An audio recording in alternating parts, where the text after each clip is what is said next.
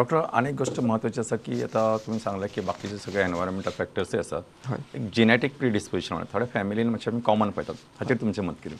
हय so basically there is something called hereditary cancer or familial cancer तर हे जे कॅन्सर्स असतात they are because of defective genes आमचे जेनेटिक मटेरियल असता न्यूक्लिक ॲसिड्स DNA RNA ते डिफेक्टिव्ह असता आणि हे जे फॅमिलियल कॅन्सर असता ते आवय किंवा बाप्या कडल्यान भुरग्यां कडेन वतात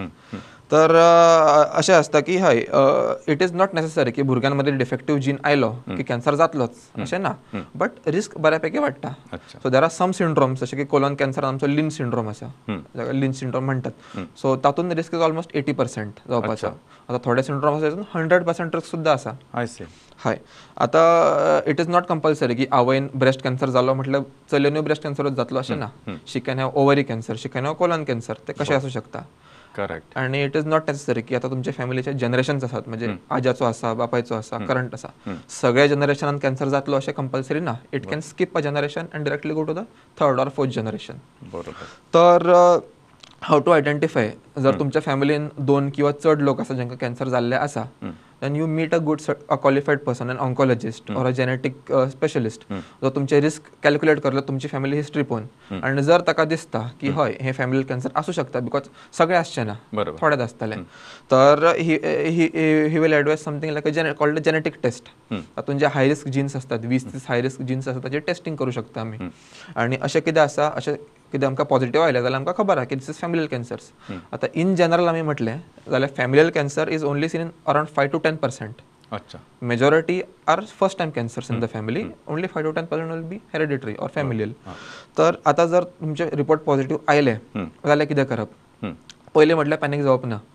तुमी it is like a warning देवान तुमकां एक वॉर्निंग दिला की तुमकां फुडें जावं शकता so you go for screening go for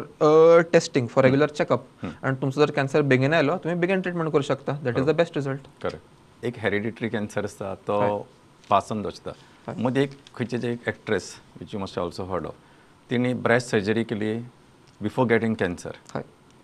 what is your take on this म्हणजे तिणी कॅन्सर जावच्या पयलींच ब्रेस्ट काडली because she according to her she had a family history हाचेर तुमचें ओपिनियन कितें हय so basically what she was suffering from was breast cancer hereditary syndrome जाका आमी BRCA सिंड्रोम म्हणटात तर तातूंत risk of transmission of breast cancer is 85%. अच्छा म्हणजे आवयक जर ब्रेस्ट कॅन्सर आसा आणि त्या भुरग्यान जर तो जीन